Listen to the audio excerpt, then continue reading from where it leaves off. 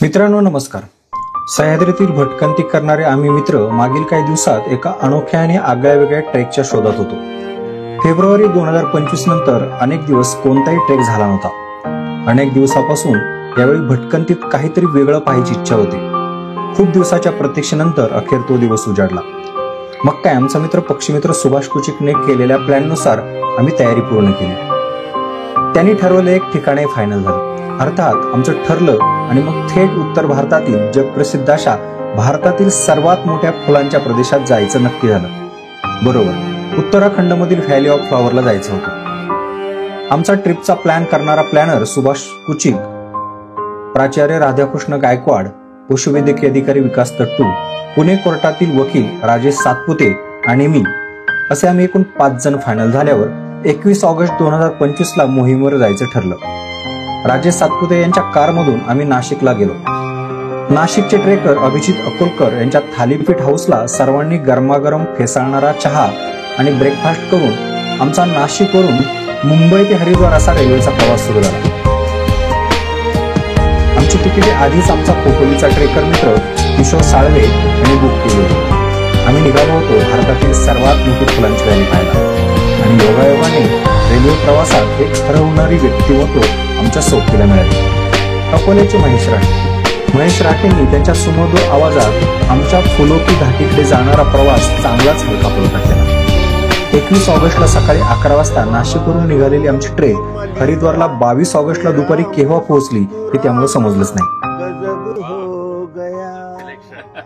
फूलों की रानी बहारों की मलिका तेरा मुस्कुराना गजब हो गया. न हम होश में है न दिल होश में है तेरा मुस्कुराना गजब हो गया. फूलों की रानी बहारों की मलिका तेरा मुस्कुराना गजब हो गया. मस्त एकदम बढ़िया वेल फूलों की रानी और बहारों की मलिका क्या दिया है, यानी उसको उपमा भी कितनी ऊंची दी है. बहारों की मलिका तेरा मुस्कुराना गजब हो गया. मुस्कुराते रहो. जिस घाटी में हम जा रहे हैं ना, वहाँ पे सबसे ज्यादा उत्तराखंड का स्टेट फ्लावर है ब्रह्म कमल. हमें जो मिलता है ना हमारे भोपाल में हो, महाराष्ट्र में हो, एक्चुअल ब्रह्म कमल नहीं होता. तो जब हमें दिखेगा ना तो आपका गाना वहीं पे लगाए. फूलों की रानी बहारों की मलिका तेरा मुस्कुराना गजब हो गया. न हम होश में है न दिल होश में है तेरा मुस्कुराना गजब हो गया. इसमें क्या है, मुस्कुराने पर भी बहुत जोर दिया हुआ है, क्योंकि आदमी ऐसा हो गया, इतना अपने आप में व्यस्त हो गया है कि मुस्कुराते ही नहीं. महीनों गिनती मुस्कुराते ही नहीं. अरे मुस्कुराते रहो. दादा, आपको देख के यहाँ पे जैसे हम मुस्कुरा रहे वैसे वहाँ जाके उसको देख के भी हम मुस्कुराने दोनों फूल की बात कीजिए. फूलों की रानी बहारों की मलिका तेरा मुस्कुराना गजब हो गया. है ना. मैं मेरी मर्जी से गाता हूँ भैया. हाँ, जो मेरे को सूझ जाए टाइम पर वो गाना गाता हूँ. मैं अकोला से आया हूँ और ऋषिकेश जा रहा हूँ. ऋषिकेश में भी स्वर्गाश्रम जा रहा हूँ मैं. स्वर्गाश्रम ये ऐसी जगह है जो गंगा के उस पार है, ऋषिकेश से अलग है गंगा पार. और उसमें गीता भवन, परमार्थ निकेतन, ये सब जो है ये धार्मिक स्थल है. और हमको वहाँ पर जाकर बहुत सुकून मिलता, बहुत शांति मिलती है. इसके लिए हम हर साल जाते हैं. हमारा 8-10 लोगों का ग्रुप है और हम हर साल वहाँ जाते हैं. और ये फिल्मी गाने हम इसके लिए गाते हैं कि दिल खुश होते हुए जावे. और वहाँ पर भी जाके हमको जो आदमी की सबसे बड़ी चाह है, प्रसन्नता और शांति, वो मिलनी चाहिए.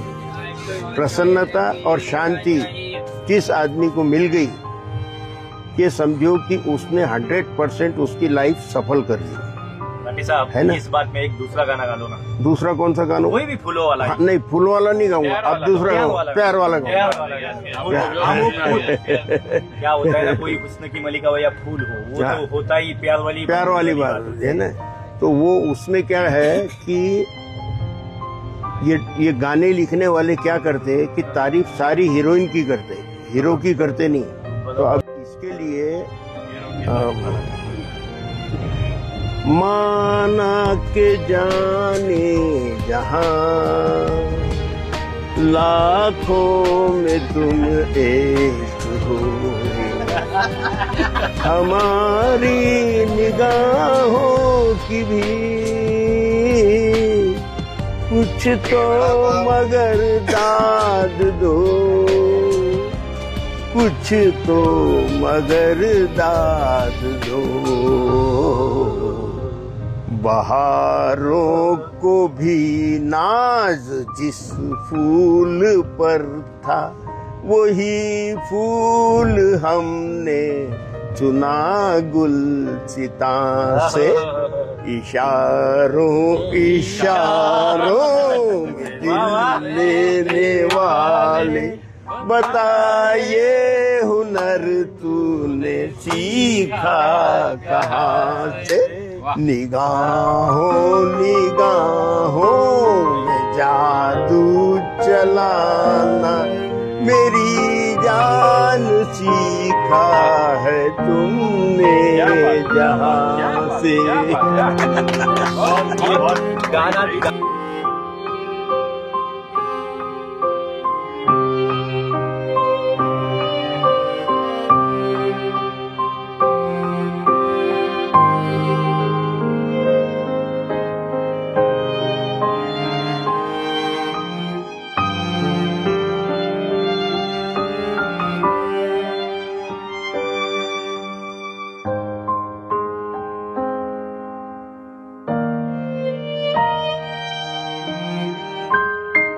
हरिद्वारला आम्ही पोहोचण्याआधीच आमचा टॅक्सी चालक अभिषेक आमची वाट पाहत होता। तिथून आमचा पुन्हा प्रवास सुरू झाला, तो गोविंद घाटकडे।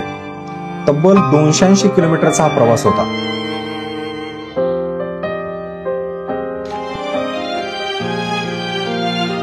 उंच डोंगर आणि खोल दऱ्यामधून जाणाऱ्या नागमोडी रस्त्यावरून आमचा चालक सुसाट निघाला होता। मात्र पावसाळी वातावरण असल्याने बऱ्याच ठिकाणी रस्ते खराब आणि दरडी सुद्धा कोसळल्याने काही प्रमाणात मनात भीती सुरू होती।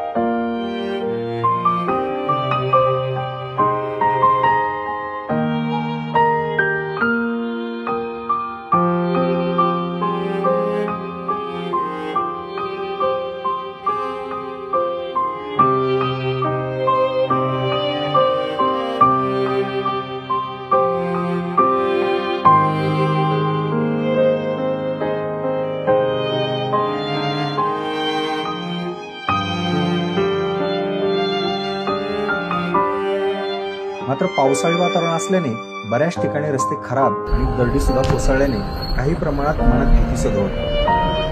रात्रीचे 8 वाजले. आम्ही जवळपास 250 किलोमीटर अंतर कापलं होतं.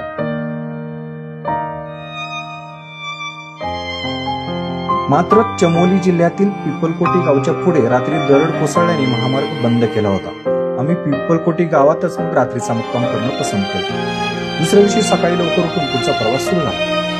थंडगार वातावरणात राजेश सातपुते यांनी सोबत आणलेल्या मिनी गॅसवर स्वतः बनवलेला गरमगरम चहा आणि सोबत केलेला नाश्ता करून आम्ही पुढच्या प्रवासाला निघालो. मात्र स्थानिक पोलिसांनी रस्ता अजूनही बंद केला होता. त्यामुळे जवळपास 3 ते 4 तास आम्हाला वाटच पाहावी लागली.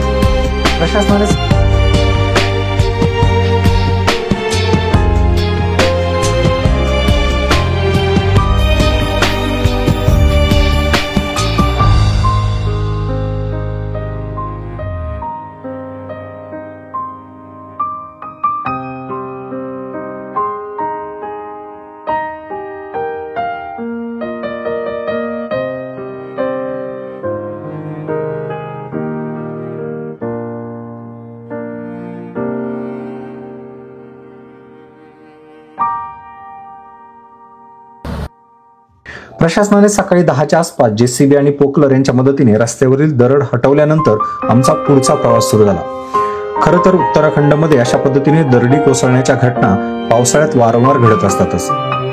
विकासाच्या नावाखाली हिमालयाची मागील काही वर्षात जी काही लचकेतोड झाली त्यामुळे दरडी कोसळण्याच्या घटना सुद्धा मोठ्या प्रमाणात वाढल्या आहेत.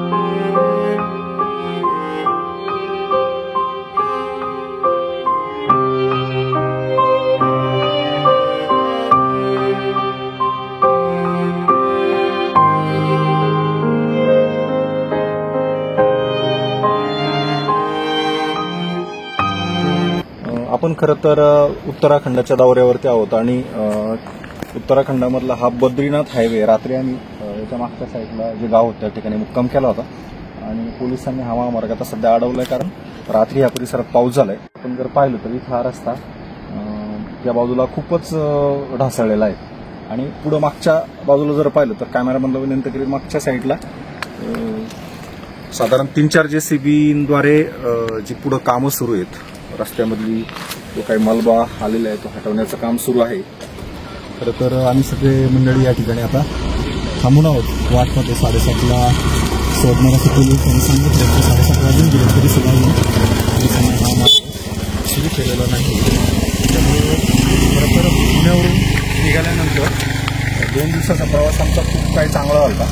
पण आज मात्र सकाळची सुरुवातच जी आहे ती साधारण जोशीमठ या ठिकाणाहून 30 किलोमीटरच्या आसपास आहे.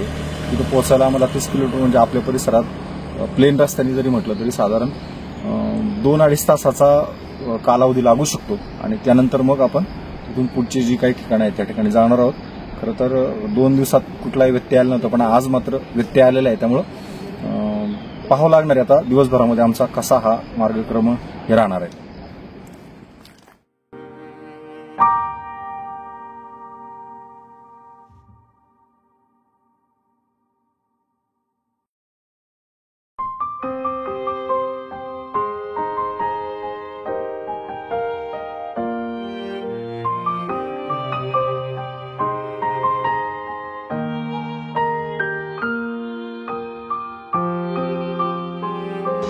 तर अखेर आम्ही पुढचा प्रवास करत दुपारी 1च्या आसपास गोविंद घाटला पोहोचलो.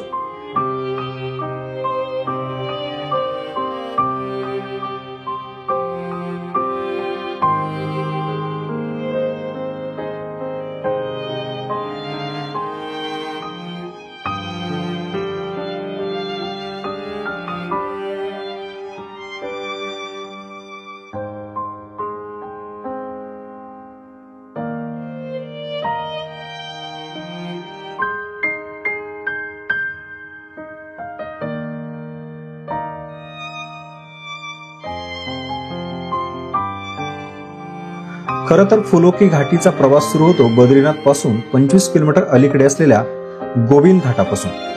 गोविंद घाटात असलेल्या गुरुद्वारात आम्ही आमच्या जास्तीचे सामान ठेवलं आणि मग गोविंद घाटापासून पुलना गावाकडे मजल धर्म निघालो. पुलनापर्यंत आम्ही शेअरिंग टॅक्सीने प्रवास केला. पुलनाला रजिस्ट्रेशन करून आम्ही घांगरियाला पायी निघालो. पुलना गावातून समोर दिसणारा धबधबा अप्रतिम नजारा दाखवत होता। जवळपास 10 ते 12 किलोमीटर प्रवास करावा लागणार होता।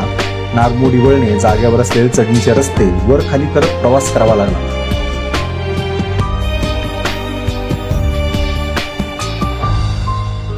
श्वास रोखणारा आणि दमछाक करणारा मार्ग असल्याने आम्हाला घांगऱ्याला पोहोचायला रात्रीचा अंधार पडला होता।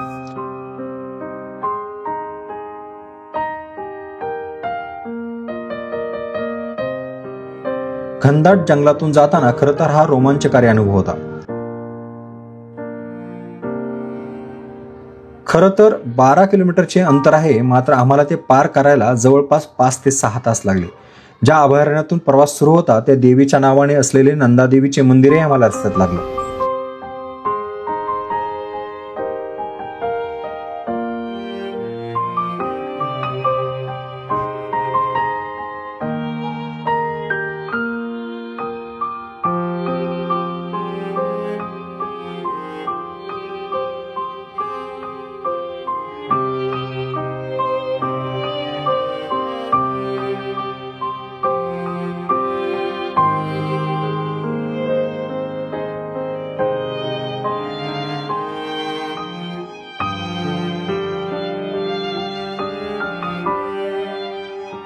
प्रवासाच्या बरोबर मध्यभागी गेल्यावर पुष्पावती नदीवर एक पूल लागला।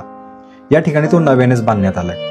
तो पार केल्यावर उर्वरित अर्धे अंतर पार करावे लागते, मात्र इथेही खरी दमछाक होते।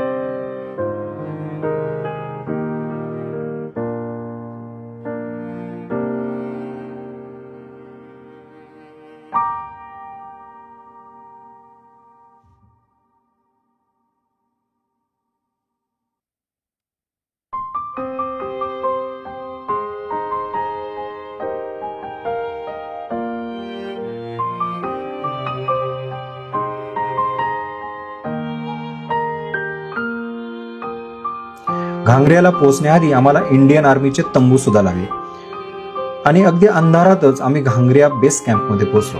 रात्री तिथेच गुरुद्वारात मुक्काम केला। आता उद्याचा दिवस महत्वाचा होता। व्हॅली ऑफ द फ्लॉवर मध्ये भटकंती करायची होती आणि ही भटकंती आता आपण पाहणार आहोत पुढच्या एपिसोडमध्ये। चला तर मग हा नेमका सगळा प्रवास कसा आहे त्यासाठी पुढचा व्हिडिओ सुद्धा तुम्ही मन लावून पहा। धन्यवाद।